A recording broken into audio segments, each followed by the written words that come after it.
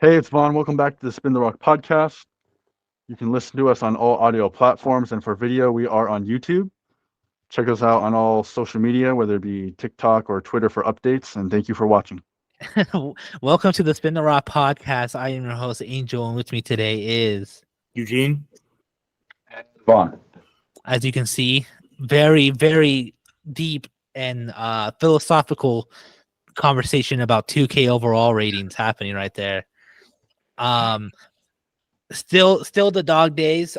We are recording this a week ahead of its posted, so we don't have our news maybe far off. And for all we know, something crazy has happened the week you're seeing this, and we're not going to talk about it. Sorry. Starting off though, we have some news. We're gonna start off with probably the least important to the most important. So we're gonna start off with FIBA. The World Cup starts when you're watching this on the 25th. So that should be about 5 or so days. We talked about it in the past if we're excited or not. With the exhibition games going on, has your opinion changed? Are you even less excited? Are you even more excited? Or are you still just like your opinion of it hasn't changed? See, I didn't even see nothing about the exhibition games. No highlights, no nothing. I don't care. Uh, the only highlights I've seen are Austin Reeves highlights from all the fan pages I follow. And I've seen some, like a few Anthony Edwards highlights. Mhm. But other than that, I haven't seen a whole lot. And it doesn't help that we're blowing teams out by 30. Yeah. So, yeah, I think one other highlight other than Team USA was like a Luca highlight. That's about it. So I'm kind of on the same boat with Juan. It's just like whatever. Will I watch it when it starts? Probably, but I'm not like insanely hyped for it or nothing. Yeah, I'm not hyped, but I am for sure gonna watch it when it starts. But I haven't seen any highlights. All I've seen is stats. I know that Canada is apparently not living up to the hype at all. Even though their team was good on paper, they're not good at all. And then I've seen that Dylan Brooks is apparently garbage, even with his nation on the line. So that's all I've seen. I have, but I am like gonna watch just because, like, why not? I have nothing else to do. But yeah, August 25th, first games start that day. So if you're interested, that's the date you want to tune in to. Moving on, Josh Hart just extended his contract with the Knicks, 4 years, 81 mil. What do you guys think about this? Worth it? Not worth it? Kind of in the middle. I think Good he's more role worth player. it. Yeah. Right. I think he's more worth it than RJ Barrett. Insane. Insane thing to say. I don't disagree with that. I know RJ, he's only 22, but Josh Hart has proven his value. Like, he knows his role with that team, even getting traded there in the middle of the season. And RJ, it's been like 3-4 years now, and he still doesn't look like he knows what he's doing at certain times, especially clutch time. He just looks confused sometimes. So, good solid extension for Josh Hart. I'm just trying to figure out though where they have got all this money. They're paying two players, 200 mil, and then Josh Hart 80 mil. Where are they getting this money from? And didn't who else resign? Didn't like Mitchell Robinson or Randall resign as well? Or am I bugging? So I think Brunson and Randall and RJ Barrett would take up most of their cap.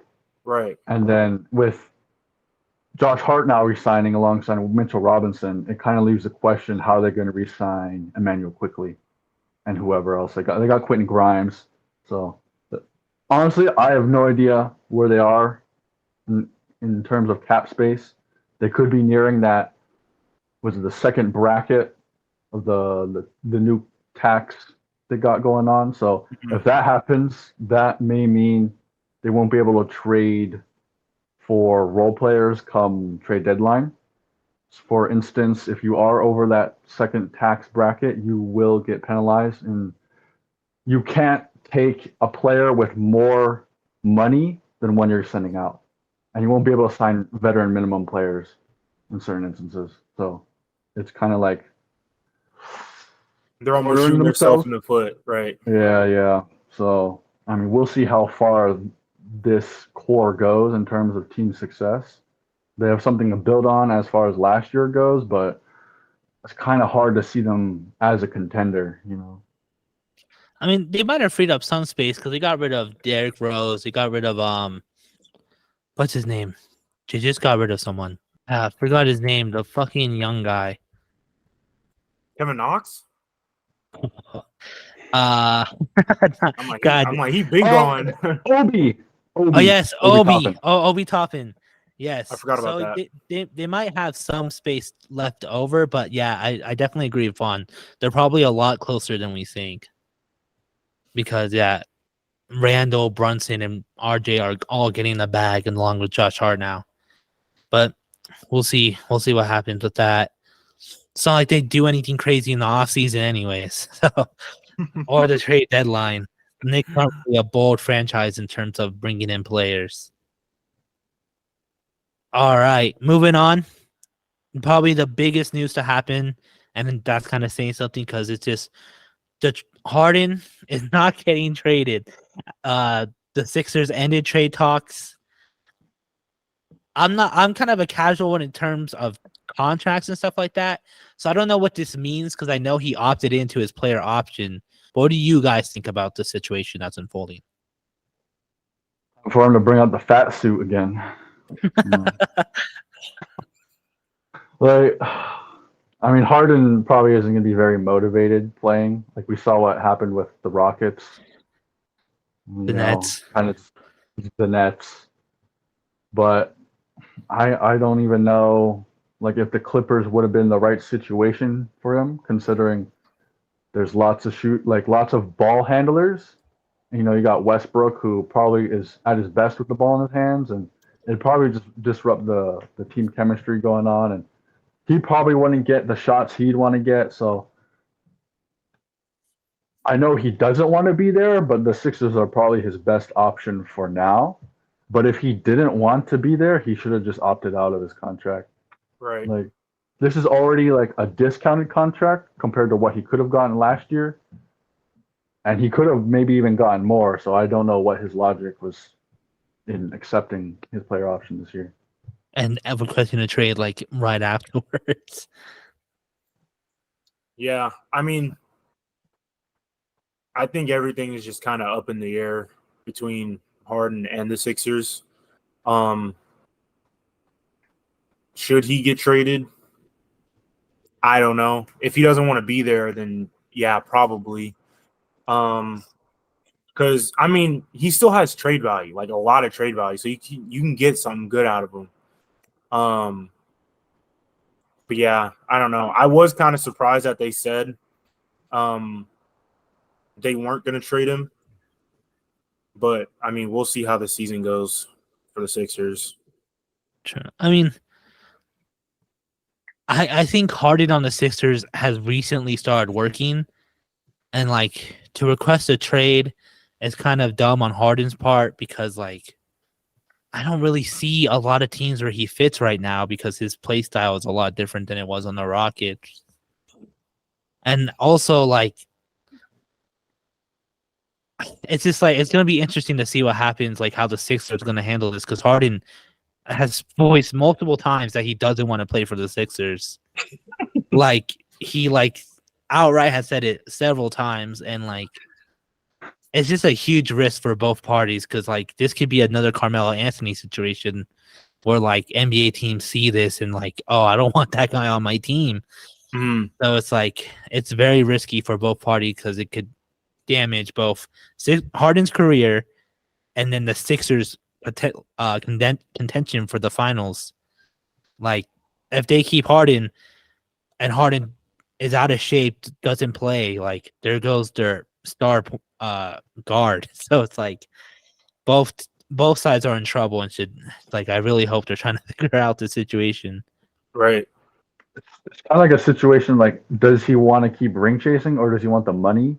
And it had to have been like a money situation because, like, even if he wanted to be traded to the Clippers, like, had he just declined his option, he would be on the Clippers. Like, he could just sign there freely, Mhm. and they wouldn't have to give anything up, making the team weaker than Mhm.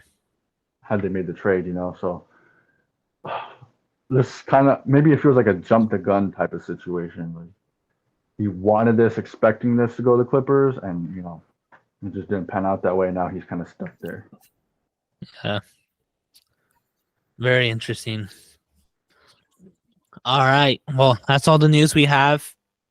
Still waiting on Lillard, obviously, to the Heat.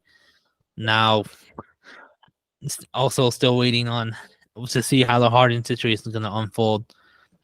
But moving on, we have a pretty interesting topic. But well, first off, let's get into our hot seat. And our hot seat today is, who is a rookie or prospect that you just were so excited for, personally was rooting for, and they just kind of let you down? You personally were just like, I love this guy. I hope he does good, but he just didn't do it, and you were so bummed out. Who wants to start us off? I can start us off. Okay. Andrew Wiggins. Bruh, when we were in high school, I loved to I was so excited to watch like his ball is like mixtapes and stuff, right? Mhm. I'm like, yo, like this dude, like he's gonna be a problem in the NBA. So, he goes through high school balling. Was he a one and done? I'm pretty sure he was, right? Mhm. Yeah. He did one and done at Kansas, at KU. I was like, yo, he's gonna be a problem in the NBA. He gets drafted to Cleveland. I'm like, all right, this is cool. Like it might be good. And then he gets traded to the Timberwolves immediately. LeBron said, "Nah, I don't want this. I don't want this guy." He gets traded to the Wolves immediately, and his career just plummeted after that. Not only because the Wolves are just a terrible organization, but I feel like at the time, I feel like the Cavs was the better team for him because it was just like Kyrie basically, and then LeBron went. He changed literally everything. But I feel like if LeBron hadn't have went there, him and Kyrie could have been a solid backcourt, more or less, shooting guard, small forward, for Cleveland. Would they have done something in the East? Maybe, maybe not. We will never know. But I just feel like at least the way he was being hyped up, he just never reached that peak he was supposed to, unfortunately. And now I'm one of his biggest haters. No, facts. We get some lore.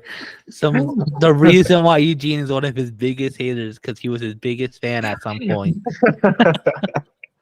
That's so wild. I like how you said it's been downhill from there, as if he just wasn't pivotal to a championship team Bro, 2 years ago. I'm not believing it, bro. I'm not believing it. I'm sorry. I see. The all-star selection was a fluke.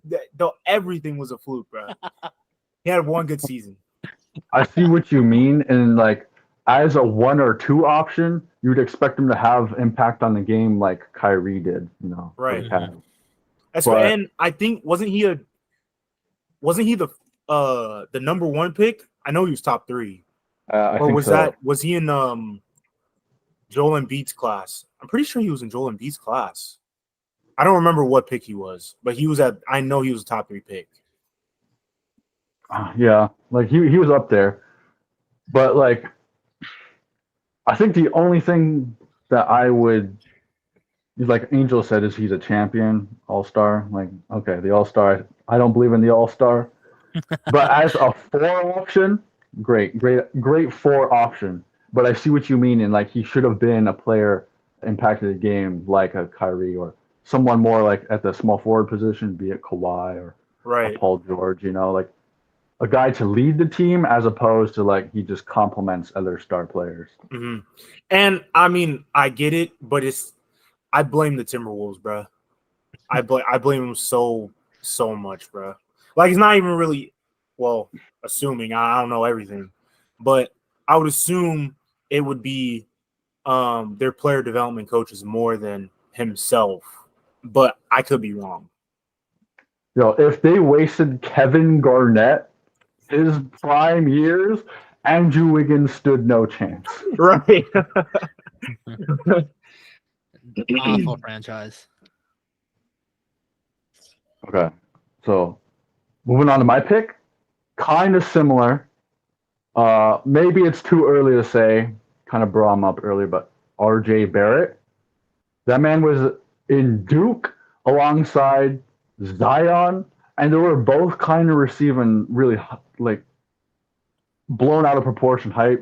Zion obviously got the injury issues, but he looked good in Duke. Even R.J. Barrett, I could see some of the issues like shining through, like all his talent, but he was supposed to kind of be like what Andrew Wiggins was for the Timberwolves, and he's supposed to be the planned one option.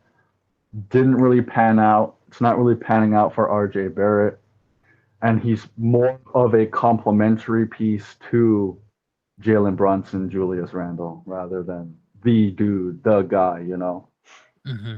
And, there's still time to turn it around, but like, I just don't see it. I don't see what the Knicks fans see. True, Knicks fans love RJ. They For really no reason. do. Maybe it's because we're all notorious Nick haters, so we're just like But like, I don't get why Knicks fans love him, bro. I don't either. Yeah, I remember because that's like probably my peak of like knowing prospects. I remember people being like the sneaky pick from this year's draft, RJ Barrett, Rookie of the Year candidate, because like people were like on Duke, sometimes he was better than Zion. And it's like the hype for RJ was so real. And it was like, I remember the people who Rookie of the Year picks that year was like Zion, Ja, RJ, Bobo. And it was like, to look back, it's like only one of those was actually a valid, because even Zion now, it's like unfortunately injuries. Like Ja's the only one out of those four who's like now up for MVP candidates sometimes. Mm-hmm. So it's so insane to like look back at that and be like, oh yeah, definitely not true at all. I mean, if y'all been listening to me about RJ our entire podcast, I don't know my thoughts. So I'm seeing a trend with Canadian players. I think Eugene just hates Canada. Hey, I like SGA, bro. True, I guess that's fair. Mine got to be Markelle Fultz. I was a Markelle Fultz fanboy, bro. I was saying he's gonna be better than Ben Simmons. Cool. I was gonna say he's gonna I was like the Sixers is gonna be his team because they had Embiid, wait. Simmons, and Markelle. But let's talk about it though. He is better than Ben Simmons. I mean, now he is. It took a couple of years. Granted, I am like my faith is like I'm regaining faith because on the Magic he's showing some flashes that he's still there. But the Sixers destroyed that man. The Sixers really just like the Sixers ended that man's like hopes and dreams for real, bro. And they almost did with Joel too. The Sixers are just so bad with rookies, bro. Just think like, okay, the Ben Simmons situation destroyed his confidence. Markelle Fultz destroyed his confidence. You go back to Jahlil Okafor, the trust the process era of bad rookies. They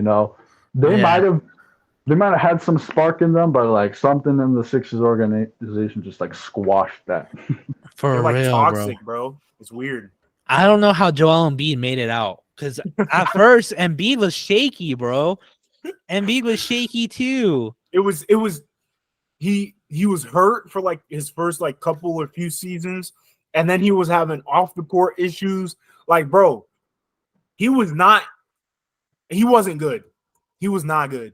And nobody could have predicted he would win MVP, An MVP. at that time. You know what I'm saying? Yeah. Like, that's crazy. But yeah, Turnaround is insane. No, the turnaround is insane. I don't know how he made it out the woods for real. But yeah, Markel Fultz is mine. My first year doing fantasy, I drafted him and Gordon Hayward. Still got second place though. I'm not gonna lie. I still got second because everyone else was so garbage. But like I was off to a bad start that year. All right, but our hot seat does tie in because we're talking about nothing but rookies this year. So I mean this week. So it's a combination of best mixtape and biggest bust. We're gonna kick things off with best mixtape. Because that one might be a little shorter than the biggest bust. So who wants to start us off? What was your favorite mixtape? The mixtape that you think is the best? Starts off with an easy one. Like if you look up best, high school highlights, John Wall's like the number one option. Yeah. Like, his whole high school years was every play is a highlight. No matter what highlight it was, he got it in his mixtape. Be it like chase down blocks. He was even doing the jump in the air, spin, layups. He was doing passes like that. The dunks, like the display of athleticism was like, how could the kid jump like this, Mhm. So it's an obvious one, but I had to do it. No, it makes sense. It makes sense. If you didn't say it, I was gonna say it. So my favorite one, other than John Wall, would probably be Marcus Levette Jr. His handle, literally out of this world. Like some of the best you will ever see. He's crossing people up off the floor, megging people. He doing a bunch of stuff like he's playing street ball in a regulation game. It's crazy. Like even when I was younger, I'd be like trying to like recreate like some of the situations he was in and whatever. I'm like, bro, how does he do that? He was just like a wizard with the basketball. It was insane. Yeah, that's also another good one. I feel like that one is from the era though where like it was like a mixtape war. Everyone was having solid mixtapes during that era, bro. No, literally. I'm also going with an obvious one. This one is personally my favorite for two reasons. It had Drake in it, and it made other high schoolers look like eighth grader. And I'm talking about Zion's mixtape, bro. The way that mixtape just rocketed this man's career is insane. I remember seeing it for the first time, and I honestly thought that man was playing against eighth graders, bro. He did not look like he belonged in that basketball court with those other high schoolers. And like the meme of Drake being at the game too is it's like just one of those like mixtapes that is newer but also is like nostalgic for me personally because it's just like such like a wild time for mixtapes. I'm glad you said that because my backup would have been LaMelo Ball, and a big point of that was the LaMelo Zion face-off that was so hyped up. So I'm glad you said that one. That game was actually really good though. Oh yeah. Like if you guys actually go back and like watch the highlights of that game, like that was actually a really good game. And wasn't it the championship for that AAU tournament, or was it just a regular game? It was a big game, whether it be like elimination or something. Right. Another one of my favorites would probably be Lonzo's senior year mixtape. That one was pretty crazy too, because that's just him carrying Chino Hills literally the entire season. And obviously his passing, probably some of the best passing you'll see, especially at the high school level. So Lonzo's is probably one of my favorites as well. That sorry, Go ahead. one.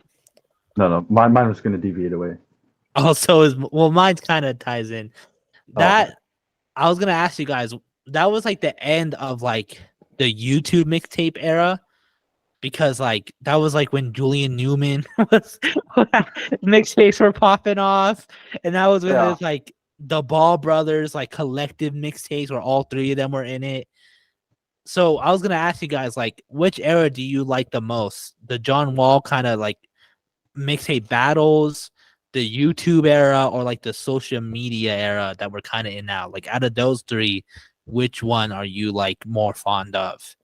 Because I feel like us three were like very much, I don't want to say cognitive, but like we were all very much like young, and we seen all of those eras like like in the times where they blew up, kind of died off, blew up, died off, blew up, died off.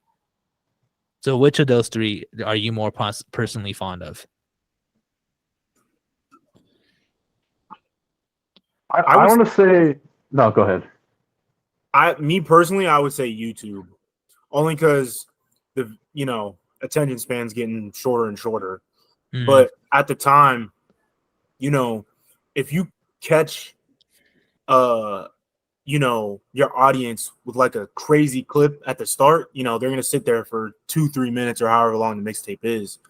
But I was just like so excited when like Overtime or Ball is Life or middle school TV, whatever it was called, would just like drop mixtapes. I'd be like, oh, they got another one, and then I click on it.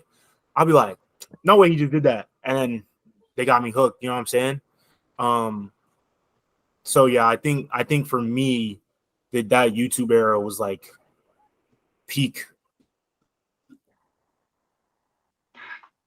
I like this most recent era only for a little thing because sometimes a player's highlights would be like filmed in like 240p quality.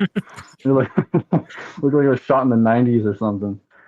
And like from like today's standards, like everyone's got a phone. You can get different angles of the same highlight, So I think it's just more cleaner in a way. But like looking back on things, I remember because I was younger, I get more hyped off of those things than I would nowadays. But I think it's just like a special place looking back on that era. So they both have their pluses and minuses. Yeah, I was gonna agree. I feel like the social media, the one we're in now, though, is like so much more like saturated. It's like now everyone has a mixtape, bro. And like all the titles are exactly the same too. It's like this 6'4" surfer from Long Beach High is the next big thing, So it's like it is kind of saturated, but I will say at the start of the social media era, it was very exciting seeing all those like the Taco Fall. I count as the social media era. Like I don't want to talk about that because that's my second best mixtape, so I'll leave that out for now. But like, Jalen Green was like part of that early social media mixtape era. So it's like I also kind of have a fondness for late YouTube, early social media. Mm-hmm. But also that comes with like the change and yeah, just people enjoying that change. You know what I'm saying? So yeah, it does have its perks though. Mm-hmm. All right. I guess I'll start off with my number two. I did prepare like a couple, but I want to talk about this one because Taco's Fall mixtape it's kind of insane when you have Boston fans begging your coach to put you in the game, bro. And it's like not only is it like Boston where fans are like it's hard to get Boston fans to like you, bro. Like you really got to win Boston fans over. But also it's like it expanded out of Boston and it was like became like a thing to like get hyped about Taco Fall actually being on the court and 2K giving him a My Team 99 overall. Like it's just like Taco Fall's mixtape like really just became a part of his like entire career. Right. I don't think I ever seen his mixtape though. Was that which like when was that? I think it was a college one because It was like Wake Forest. yeah, Okay. either that or like senior year because it was like goggles taco fall. Oh yeah. Bro, there's so many good mixtapes. Oh, I want to bring up like another one and kind of like similar. Don Maker. Don Maker used to have a crazy Yo. mixtape. Really? Like, I believe the hype when he was getting drafted because that man had a handle at his height like none other. He could shoot, and then it just disappeared when he came to the NBA. He was literally Wemby before Wemby, bro. Like Don Maker was that boy in high school, bro. I forgot about his. Well, I He was don't think already getting like KD comparison. That came up a lot. I don't think I've seen Thon Maker's mixtape. Bro, you gotta watch that after we're done. I'm going to have to because knowing who Thon Maker is now, as a like and the way Von's talking about him, I gotta watch that mixtape. I remember, like, I think he was playing against Bam Adebayo before they got drafted, and he broke his ankles. It's kind of crazy looking back on it. I gotta watch that, bro. Oh, a super good one. Aaron Gordon. His mixtape was super fire. Because it's like, bro, there's no reason a high schooler should be jumping 40 plus inches in the air. Yeah. And at that, like, he's not a small being. Like, he was built in high school, you know? Mhm. So it's just like, I don't know, just the brute, like, power he would put on his dunks. I mean, even now, too. It's just crazy. But to be in high school and doing that, you're not supposed to be doing that. You look like a grown man playing with kids at times, you know? Literally. Yeah. And that's pre-Zion, you know? Yeah, that's a really good one.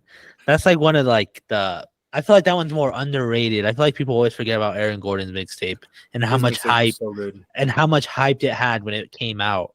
Mm-hmm.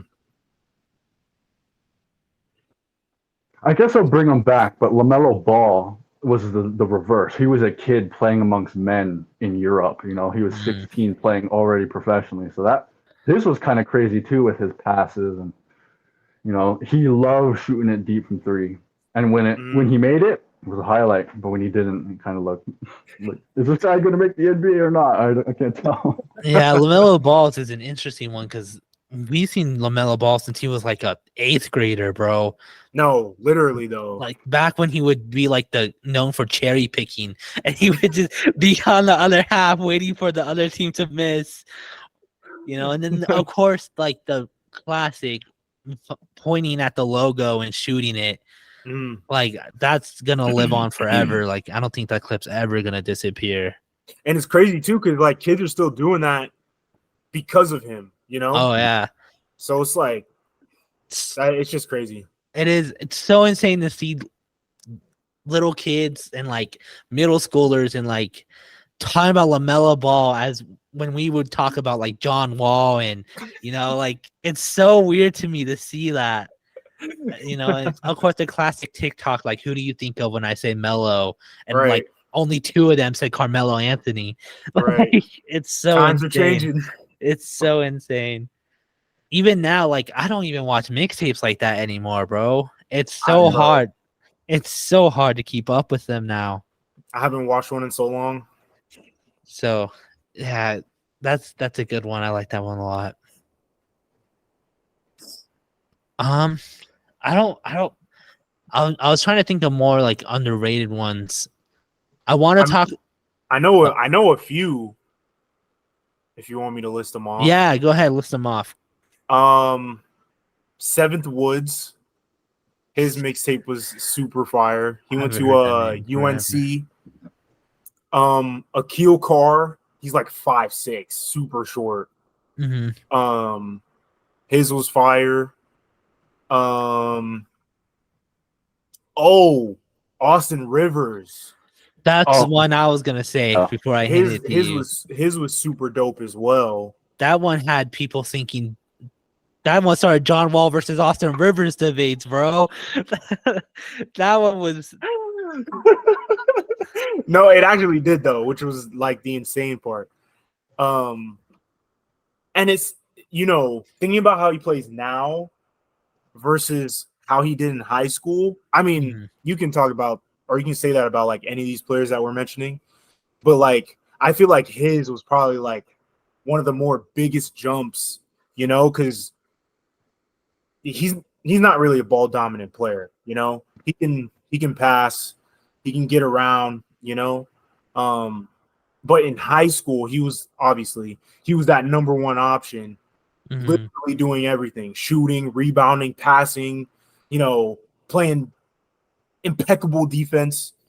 So yeah, his was probably another very good one. Trying to think, did Zach LaVine have one? I don't really think so. I think Levine was more of like a quiet one. Right. I do want to mention a recent one, Kevon Looney, when he was getting Kevin Durant comparisons. I'm not going. There's no way. I think that one's the craziest one because like I think that one's like right below Thon Maker. Because like Thon Makers is crazy. Kevon Looney is like, crazy still because he was also getting KD comparisons. And the way he plays now, man, does not play like KD whatsoever. Like not even close. But like that's like the only recent one I know of is Kevon Looney's because people were calling him the next KD. Oh, probably more recent than that.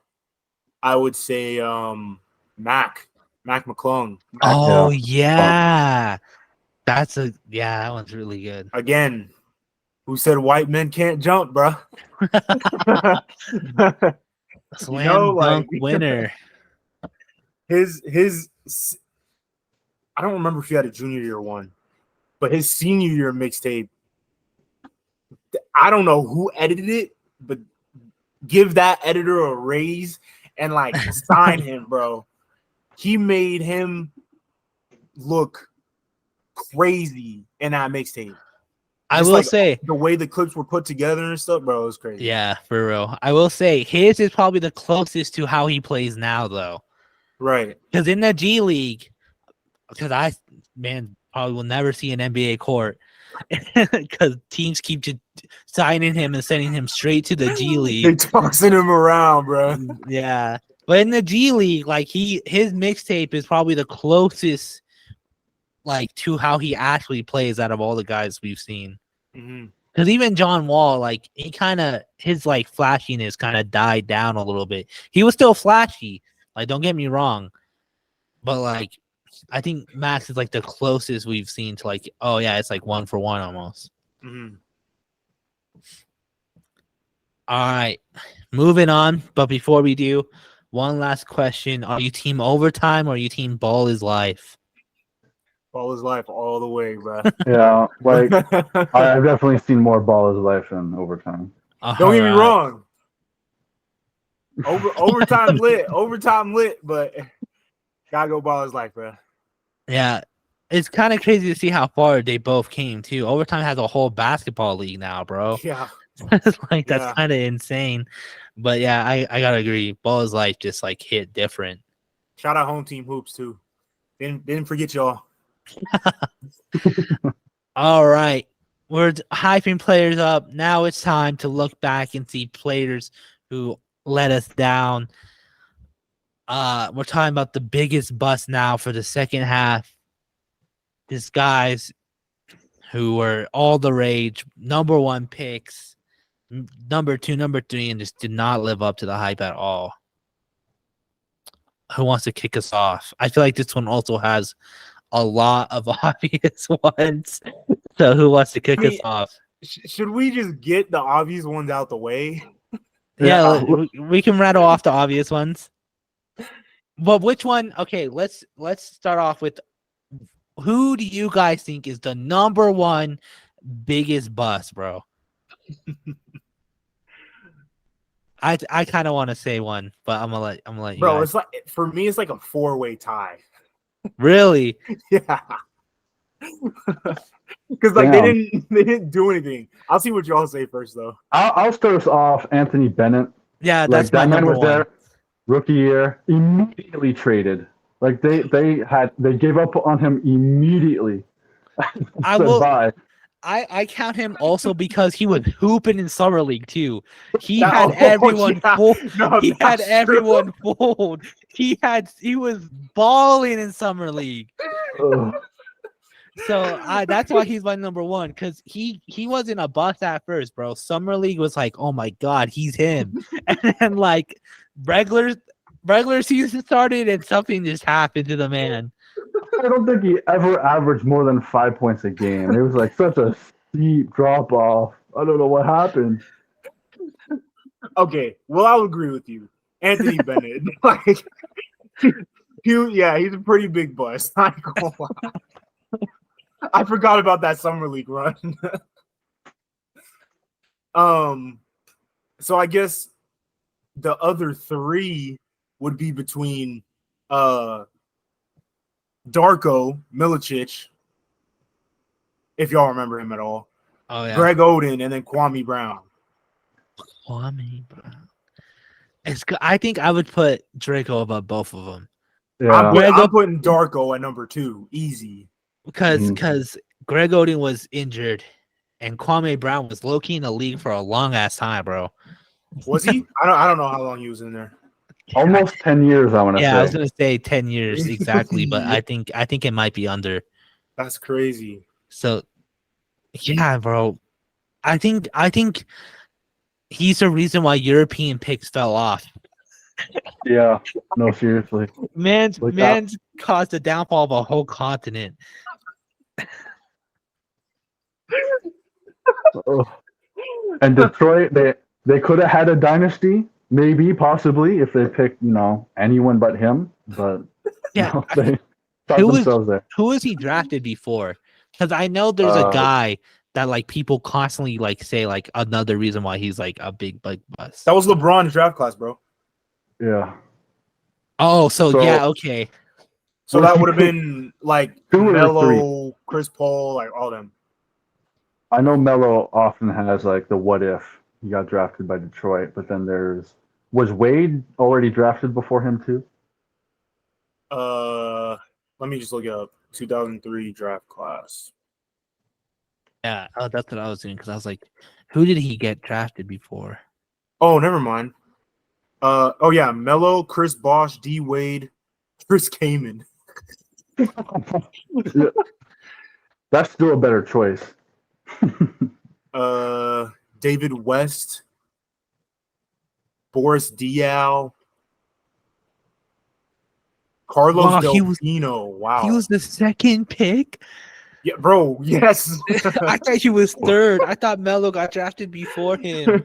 That's so insane. Yeah, the Pistons could have been crazy if they had Melo.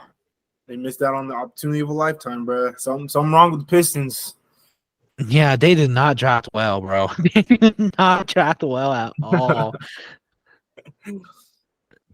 That's a good one. Okay, so we got our number 2, number 3, Greg Oden or Kwame Brown.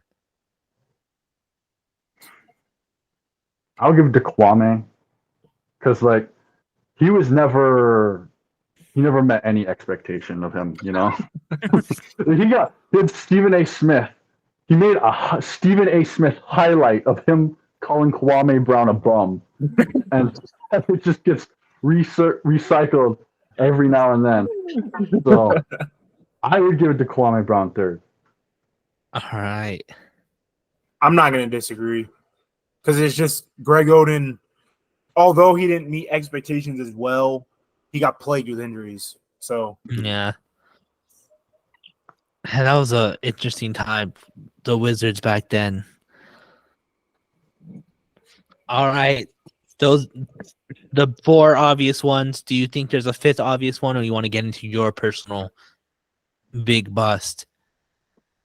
Hashim Thabit. oh I yeah, wanna I forgot about him. that's Everyone did. that's a cut, bro. That's a deep cut.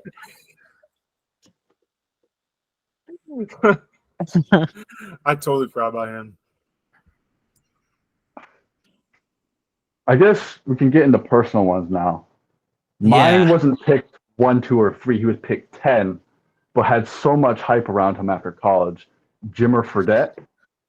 Oh Like, man, he, like, his shooting was like you couldn't stop it in college, and then it's another one of those cases. It just doesn't translate to the NBA for whatever reason, be it physicality or he just wasn't fast. I don't remember the reason why Jimmer Fredette fell off so hard, but people are gonna say like he's a future All-Star, maybe possibly All NBA member. Mhm. And this is a guy who was picked 10th, and he just, I don't know, he lost that magic touch, I guess.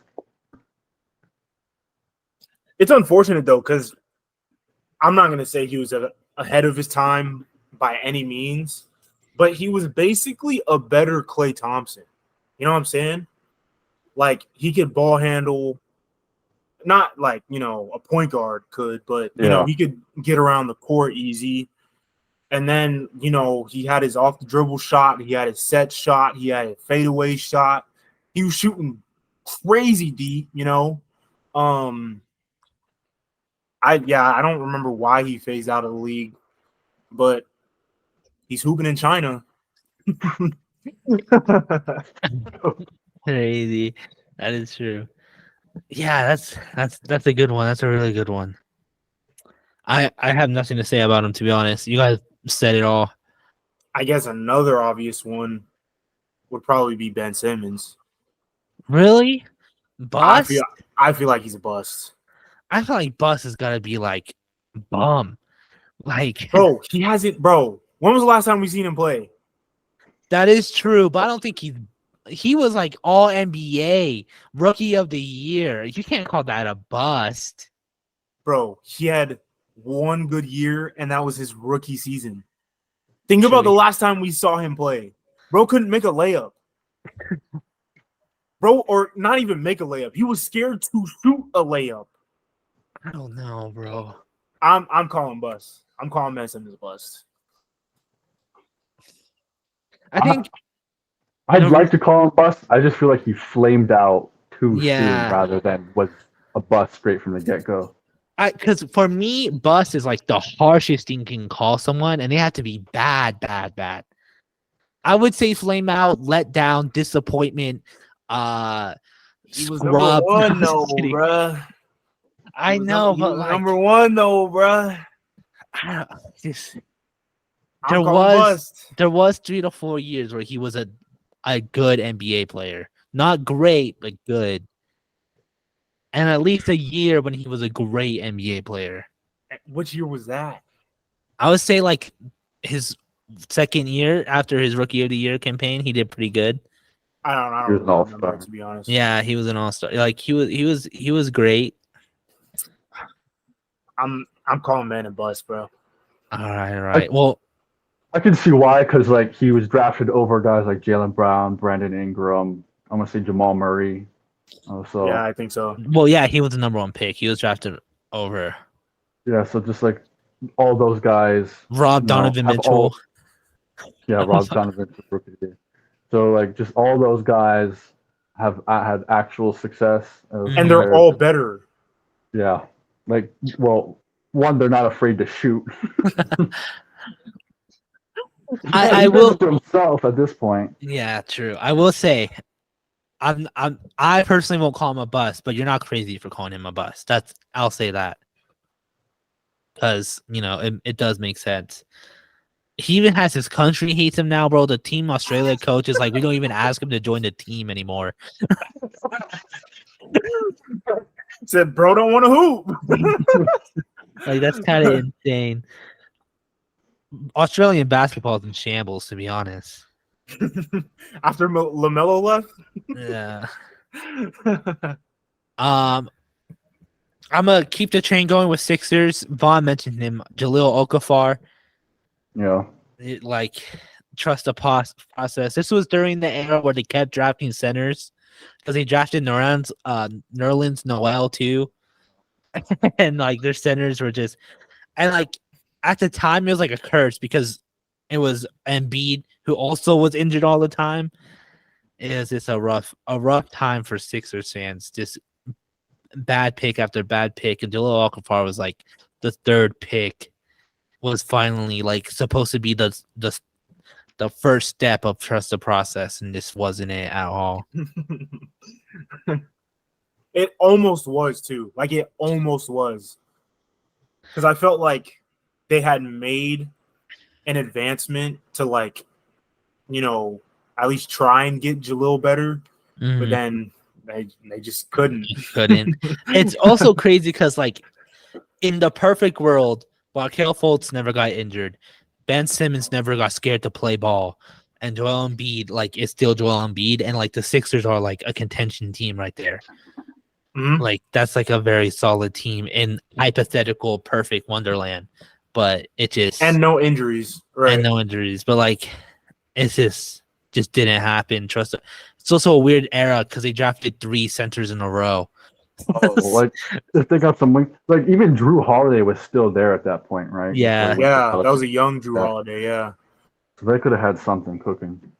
I don't remember where this one was picked, but I know he was relatively high. But Michael Carter Williams, greatest first game of his career, and never played like that ever. Another Sixers player.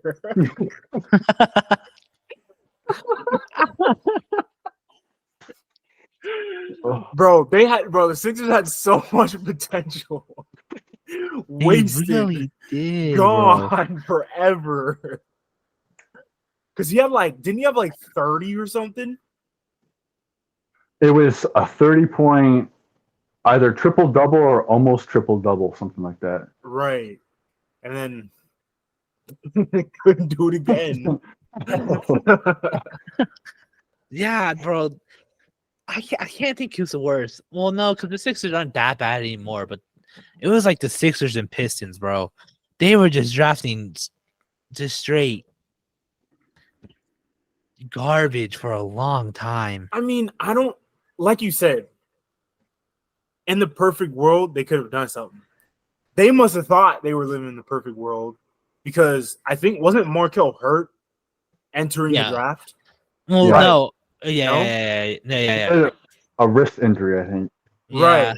So it was like they chose to draft an injured player, number one. Ben Simmons, I can understand, LSU, like he was hooping. I'm not mad at that. People are calling him the next LeBron.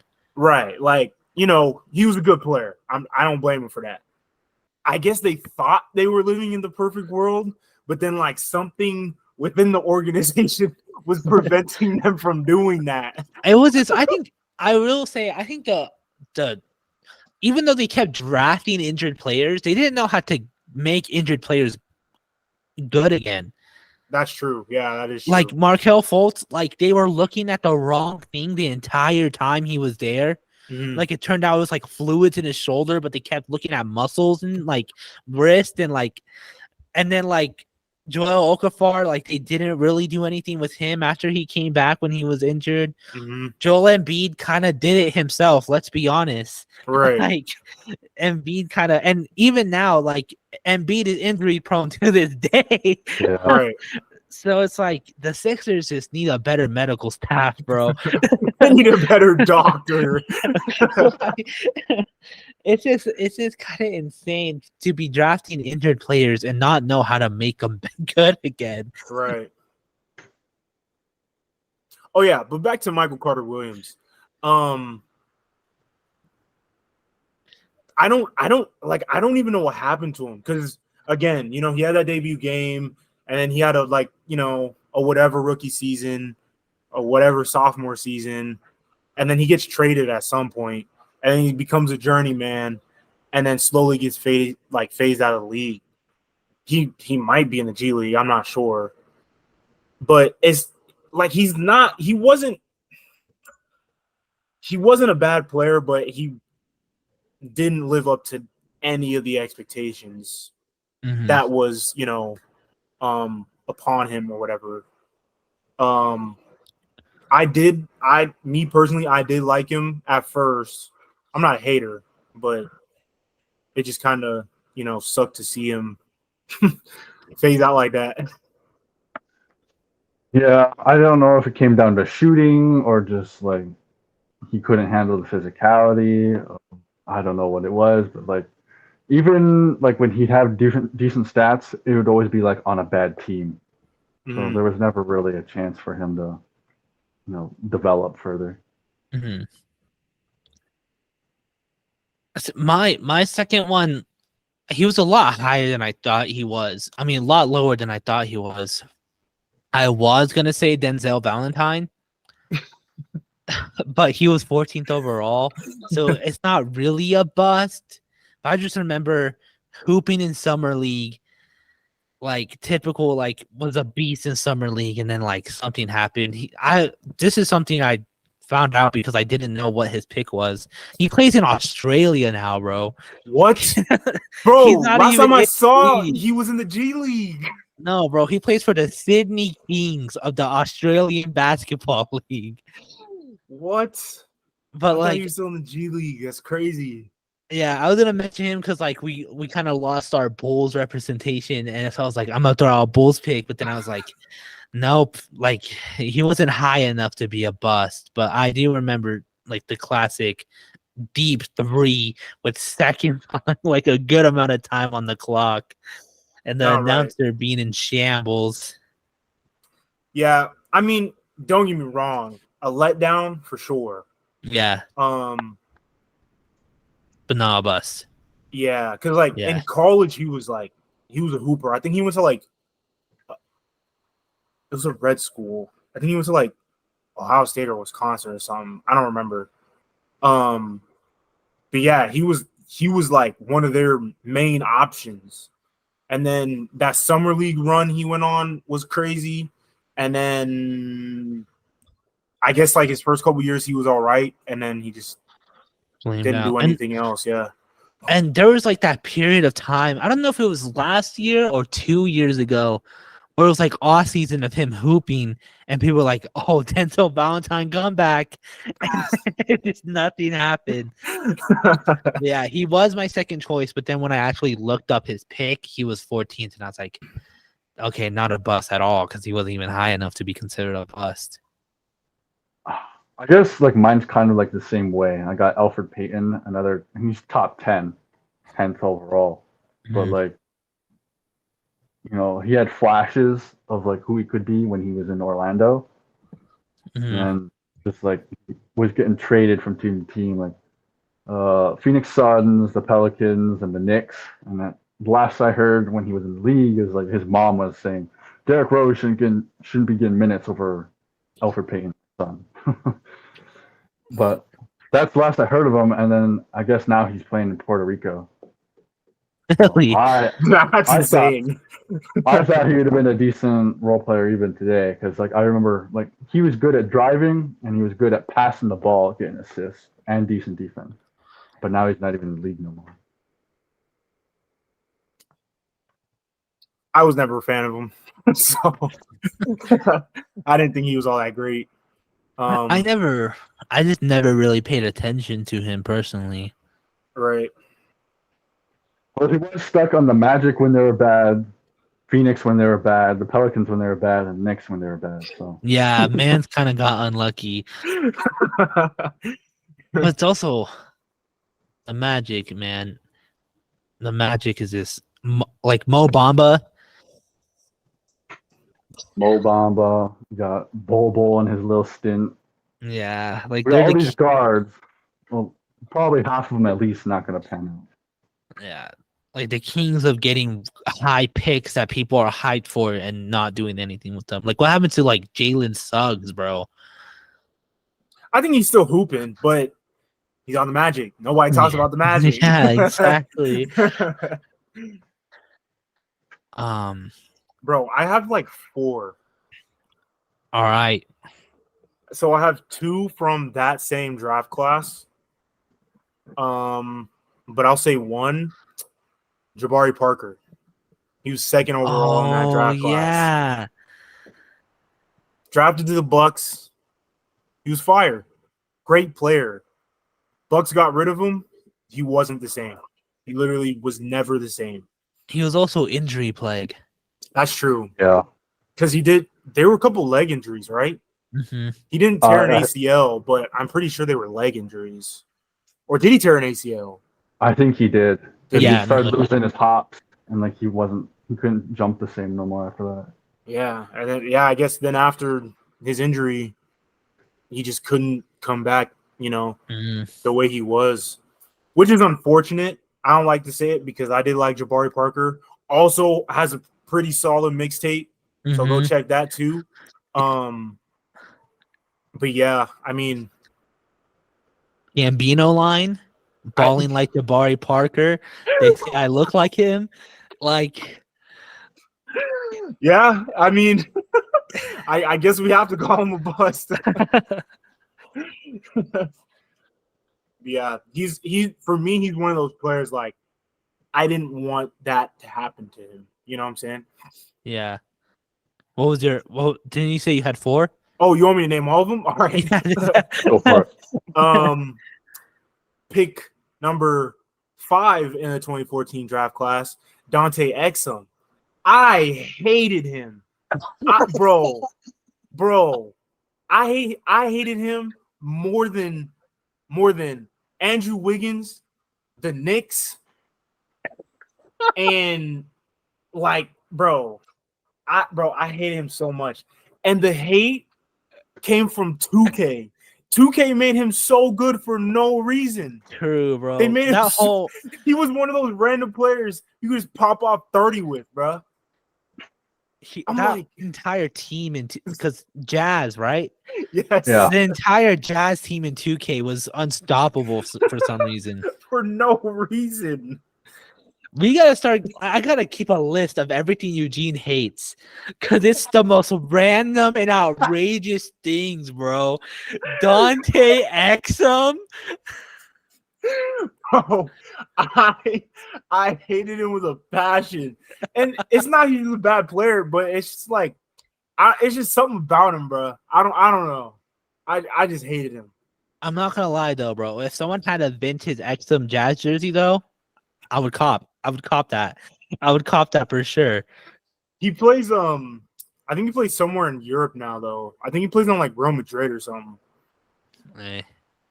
That's a good one. That's another good one. I'm trying I have a bunch like of newer ones. Yeah, you can name them, yeah. Dennis Smith Jr. Yeah. Another guy like Jabari I didn't want to see be a bust, but I ended up being one. I think it was just unfortunate that Luka came right after him, bro. No, literally. And I really feel like it could have worked. I really feel like they could have, but I don't know. I feel like the Mavs just didn't want to wait for it to work. That's true. But they're not any better right now. No, that's what I hate about the Cavs is that they got that first taste of playoffs, and then we're like, okay, we're all in. It's like, bro, you can't just like get that whiff of playoffs and ruin everything. Yeah, but like, because it ties back to mixtape because Dennis Smith Jr.'s mixtape was insane. Yeah, in high school. His was pretty fire. Yeah, and I still kind of when I was a Hornets fan, and he would pop off every once in a while, would make me happy. All right, any others? Derek Favors was a top 3 pick. Derek Favors? Yeah, he was picked 3rd, 2010. Who was 1st and 2nd? Let's see. 2010. Wasn't that Kyrie's draft? 2011? Or no. Oh, 2011. Yeah, if it was 2011, that was Kyrie. All right. I think. Derek Favors, top First 3? pick was John Wall. Oh, it's John Okay. Wall. Oh, I think Kyrie was 20. DeMarcus Cousin. That was Cousin, Hayward, Wall. Oh, I Oh, remember. okay. I remember. Are you done, Vaughn? Or are you Yeah, still yeah. done? No, I'm done. Marvin Bagley and James Wiseman. Oh, okay. Oh, that's Yeah. those are good ones. Both future big men of the Yes. future. Marvin Bagley, don't get me wrong, he was good on Kings for most of that time. Yeah. And then towards, those last like few years, it was kind of like he didn't want to be there anymore. I don't blame him. I wouldn't either. But he also just wasn't, playing his best basketball. And then he gets hurt. And then he gets traded to a worse team in the Pistons. So, Hey, but but the Pistons, they work even- their magic on big men, bro. I'm not a believer. I'm not a believer. All right. I mean, they brought out the best in Blake Griffin, but I don't know. But yeah, I don't think Marvin Bagley reached his potential, and I don't think he will on the Pistons either. James Wiseman is another guy I hate. I don't see the hype.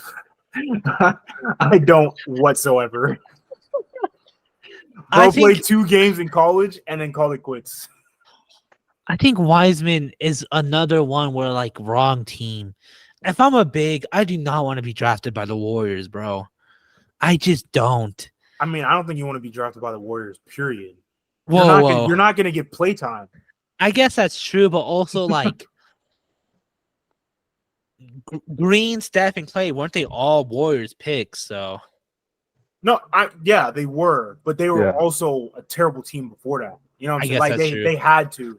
But them being what they are now, dynasty, it's Yeah. kind of like if you're a guard, you're definitely not getting playing time. That's Von what- Looney, unless you're 6'10" and better, then you're not getting playing time either. True. I don't know. Me personally, I don't know if I want to go to the Warriors because you're probably going to G League. That's for sure. They sent Wiseman to the G League, bro. Right, like immediately. They sent Nico Mannion straight to the G League, and then they dropped him. Jordan So- Poole, he was in the G League a lot longer than he was on the Warriors, low key. No. Yeah, it's just like, don't get me wrong, being on the Warriors would be fire. But like Yeah. drafted, probably not. Yeah, and like since both those guys are in Detroit, there's 4 big guys that could be eating up a lot of men. Be it Bagley, Oh yeah. Wiseman, Duran, and then Isaiah Stewart. They just gave a bag to. So, Right. if I'm dropping any one of those 4, it's probably going to be Bagley. Like, Yeah, he has a lot he's less not- time. not strong compared to the other ones. Can't really shoot the 3. Kind of like redundant being there, And Yeah. like he's already older than the other ones. So it's like, how much longer has he got? That's fair. That's fair. Yeah, I think I don't really have any others, but I will say, looking at this, we got to do an episode on best and worst NBA drafts. 2010 has some stinkers. Evan Turner, 2nd pick by the Sixers. Wesley Johnson, 4th pick by Minnesota. Who was number 1? John Wall. It literally goes, Oh, okay. All right. bro. Paul George and DeMarcus Cousins were 5 and 10. Gordon Hayward was 9. But Gordon Hayward was a solid pick back then. No, that's a big steal. Yeah. Al-Farouq Aminu, number 8 by the Clippers. Greg Monroe by the Pistons at number 7. Al-Farouq Yeah. Aminu, he was pretty good for a lot of his career. I No, liked him. no. I feel like that one is like It's not definitely too not a bad. great. It's not a great draft class at all. Yeah, by but any it's not means, a it's not a stinker for sure. Yeah. Um I think is this what you guys want to call it? Do you have any other mentions? No, I got them all. Yeah, I don't think I do. Hassan Whiteside, 33rd. Oh, wait. Is he a bust? Bro, he was second round, 33rd pick. Oh, never mind. He just fell off tremendously then. Second round, Hassan Whiteside. Well, That's I crazy. think people forget because one, he was drafted by the Kings. Didn't know that. So like I think people forget that like he kind of came out of nowhere more than that he was already highly regarded. Mm. Because he like popped off for the Heat randomly. I think, well, he got sent to the G League at the time. It wasn't called the G League yet, I don't think. And then he did good there. Yeah, and then eventually the Heat did pick him up, and then I think he was even an All-Star at one point. Oh yeah, Heat fans loved him. People were calling him like the best defender in the league. And then people realized that he just does what Rudy Gobert does now. Except people realized a lot earlier. He was Rudy Gobert before Rudy Gobert. He really was. He would just sit in the paint and wait for a block. Yeah. Hey, if it works, it works. Then he like stopped trying, and like he was a journeyman after that. Yeah. Like eventually just out of the league. Yeah, I feel like we for sure should do like best and worst draft class or like teams we would and wouldn't want to get drafted by, because that would be a fun topic. Mhm. But that's probably what we're gonna call it. If you are watching on YouTube, make sure you like and subscribe. Let us know in the comments. Answer the hot seat, a prospect that just really let you down. You're super hyped for it and they just didn't fall through. If you're listening on all podcast platforms, make sure you give us a 5-star rating and leave us a review. If you disagree with us and you hate that we didn't mention your favorite mixtape, or you just didn't think who we said was a bust, let us know. We are on all social media platforms at Spin the Rock. Follow us there for episode updates, clips, and all that good stuff. Thank you for listening, and we'll see you again next week. Yeah, it was LeBron in 2K14, Kobe in 2K9, Kevin Garnett in 2K9, Chris Paul in 2K9, Tim Duncan in 2K6, and Shaquille O'Neal was 100 overall in 2K2. That's the first and only, and will ever be the only fucking 100 overall. That's crazy. That's so wild. 100 overall, and he can't shoot free throws. No, that's so insane.